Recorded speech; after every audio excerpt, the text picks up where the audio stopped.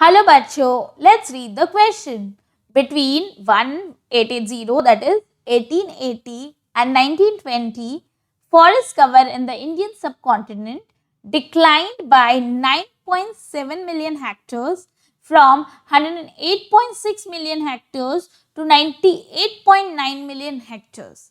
Discuss the role of the following factors in this decline. Okay तो question में हमें क्या पूछा जा रहा है कि 1880 से लेकर 1920 के बीच में 9.7 million hectares of forest cover destroy हुआ था इंडिया से। ठीक है, अब मुझे बताना है, मतलब आपको बताना है आंसर में कि कैसे railway, ship building, agricultural expansion, commercial farming, tea coffee plantation, Adivasis and other peasant users के वजह से ये हुआ। ओके सबसे पहले अपन चलते हैं रेलवेज की तरफ।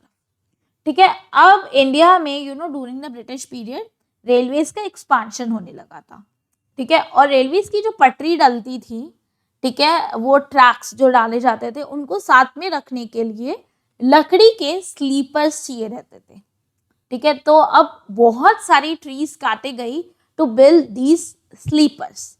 ठीक है, अब क्या हुआ, जैसे जैसे डिमांड रेलवेज की बढ़ती गई, लकड़ी की भी डिमांड बढ़ती गई और बहुत सारी ट्रीज काटी जाने लग गई ये स्लीपर्स बनाने के लिए। आप ये मान के चलो कि मद्रास में अकेले 35,000 ट्रीज काटे गए। तो आप ये सोचो पूरे इंडिया वाइड में कितने ज़्यादा ट्रीज काटे गए होंगे। और जैसे जैसे ट्रेंड्स बढ़ती गई वैसे वैसे आसपास के एरिया से फॉरेस्ट कम होता गया। इस वजह से रेलवे के ग्रोथ के से फॉरेस्ट का जो कवर है वो इंडिया में कम हुआ। नेक्स्ट हम चलते हैं शिप बिल्डिंग की तरफ। ओके तो इंग्लैंड में शिप बिल्डिंग हो रही थी बिकॉज ब्रिटिश हमारे पास थे, तो उनके पास तो राइट था कि इंडिया से कुछ भी उठाकर वो इंग्लैंड ले जाएंगे। तो अब धीरे धीरे विद टाइम क्या हो गया कि इंग्लैंड में ओक ट्रीज की शॉर्टेज होने लग गई।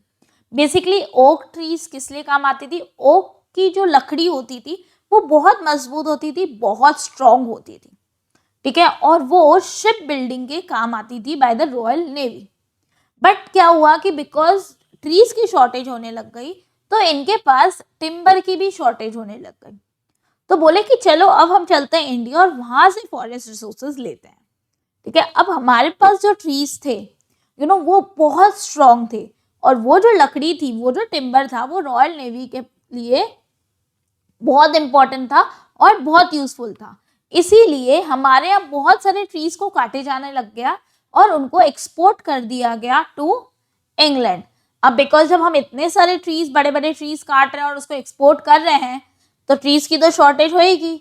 इसीलिए धीरे धीरे हमारे फॉरेस्ट डिसअपियर होने लग गए। फिर आते हैं हम एग्रीकल्चरल एक्सपेंशन पे। ठीक है, अब क्या हुआ, इंडिया में हमारी पॉपुलेशन अब धीरे धीरे बढ़ने लग गई थी। हमें इंडिया की भी नीड्स फुलफिल करनी थी और हमें इंग्लैंड की भी नीड्स फुलफिल करनी थी। अब ये करने के लिए मतलब एग्रीकल्चरल लैंड तो बढ़ाना पड़ेगा ना, ज़्यादा क्रॉप्स ग्रो करने पड़ेंगे। तो अब क्या करा उनने, ब्रिटिश ने बोला अरे ये जंगल तो वैसे भी काम नहीं आ रहे, तो ऐसा करते हैं एग्रीकल्चर को एक्सपांड करने के लिए हम ये जंगल को काट देते हैं। तो अब ये जो जगह बचेगी वहाँ हम क्रॉप्स ग्रो करेंगे। ठीक है, नॉट ओनली दैट, ये तो नॉर्मल क्रॉप्स की बात हो गई, बट फॉरेन कंट्रीज में जूट, शुगर, कॉफी, टी, इन सब ये कमर्शियल क्रॉप्स की डिमांड बढ़ने लग गई। जब ये कमर्शियल क्रॉप्स की डिमांड बढ़ने लग गई तो ब्रिटिश और एनकरेज करने लग गई कि ऐसा करिए, अब तो अब ज़्यादा से ज़्यादा एग्रीकल्चर करिए और ये फॉरेस्ट को क्लियर करिए। क्यों? क्योंकि कमर्शियल क्रॉप से उनको ज़्यादा प्रॉफिट मिलता। तो एग्रीकल्चर एक्सपांशन के वजह से भी हमारे एरियाज के ट्रीज कट डाउन होने लग गए और फॉरेस्ट डिसअपियर होने लग गए। फिर हम आते हैं कमर्शियल फार्मिंग ऑफ ट्रीज पे। ठीक है, अब what is this commercial farming? ठीक है, अब कमर्शियल फार्मिंग में बेसिकली क्या होता है ये हम जानते हैं। कमर्शियल फार्मिंग वो फार्मिंग होती है जिसको हम होल एंड सोल पैसे के लिए करते हैं। वो क्रॉप से हमारा पेट नहीं भरता, बट वो इंडस्ट्रियल क्रॉप्स होते हैं, बताते हैं इंडस्ट्रीज में काम आते हैं या बहुत सारी ऐसी जगहों पे काम आता है जिससे बहुत पैसे बना सकते हो। तो इसमें क्या होता है, कमर्शियल फार्मिंग में क्या करा ब्रिटिश ने, हमारे नेचुरल फॉरेस्ट जो थे उसको काट दिया, साफ कर दिया। और उसके जगह वो क्रॉप्स ग्रो करने लग गए स्ट्रेट लाइंस में जो कमर्शियली इंपॉर्टेंट थी, जिनको बोला जाता था प्लांटेशंस।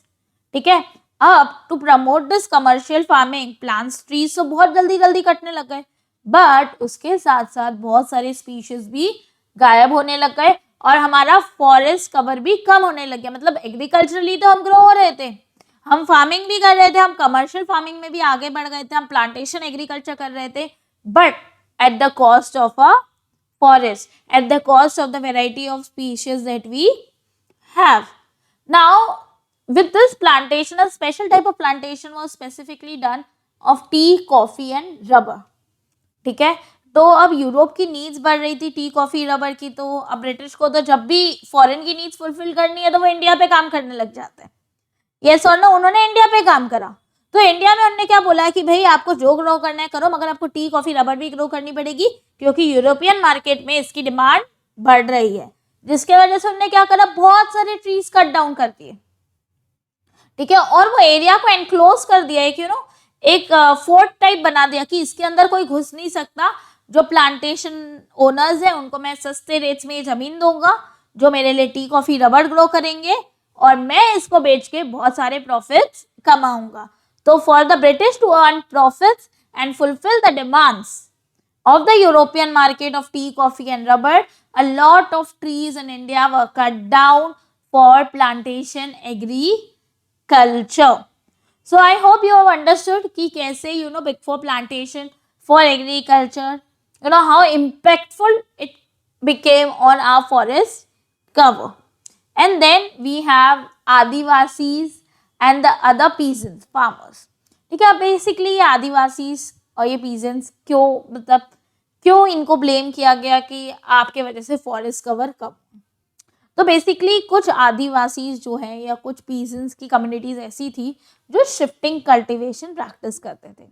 ठीक है, शिफ्टिंग कल्टीवेशन में क्या होता है कि आप एक पार्ट ऑफ द फॉरेस्ट जो होता है उसको कट करते हो, ठीक है, और उसको बर्न करते हो। ठीक है, बर्न करने से क्या होता है कि अच्छा मैन्योर मिल जाता है इन रोटेशन। ठीक है, अब यहाँ क्रॉप्स ग्रो करते हो आप, और जैसे जैसे क्रॉप्स ग्रो करते करते फर्टिलिटी कम होती जाती है, आप दूसरी जगह मूव करते हो। ठीक है, आप एक दूसरे एरिया ऑफ फॉरेस्ट को क्लियर करते हो, उसको कट करते हो, वहाँ क्रॉप ग्रो करते हो, फिर क्रॉप बंद करके नेक्स्ट आगे बढ़ जाते हो। तब इस तरीके से क्या हुआ, जैसे जैसे इनकी पॉपुलेशन बढ़ने लग गई, ज़्यादा area of forest cut down होने लग गए, जिसके वजह से क्या हो गया कि बहुत सारा लॉस ऑफ फॉरेस्ट हुआ, बिकॉज अलग अलग लोकेशन पे ये चीज़ें होने लग गई थी। जितने स्पीडीली ट्रीज को काटा जा रहा था उतना स्पीडीली वो ग्रो नहीं हो रहे थे। इसलिए this was also one of the major reason जिसके वजह से हमारा फॉरेस्ट कवर कम हुआ था between that period of 1818 to 1990। So I hope you have understood this question as well as the answer. ये क्वेश्चन ऐसा पूरा नहीं आएगा, इसमें से कुछ पॉइंट्स ही आपको एग्जाम में पूछे जाएंगे। बस आपको ये याद रखना है कि लकड़ी की यूसेज थी या कोई क्रॉप की यूसेज बढ़ने की वजह से फॉरेस्ट कवर क्लियर कर दिया गया। I hope you have understood the question as well as the answer.